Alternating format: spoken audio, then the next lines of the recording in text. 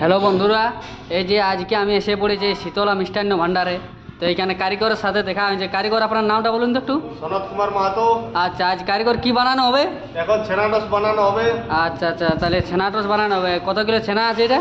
2.5 kilo ছানা আছে। দেখো বন্ধুরা, এখানে 2.5 কিলো ছানা নেওয়া হয়েছে। এরপরে এটার সাথে কি কি মেশানো হবে?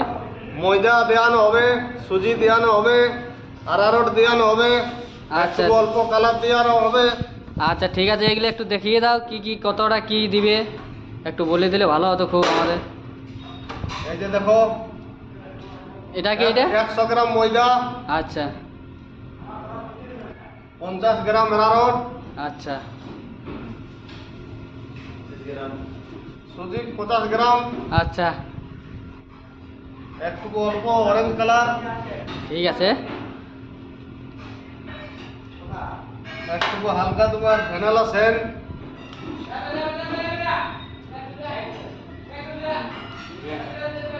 আধা ঢাকন।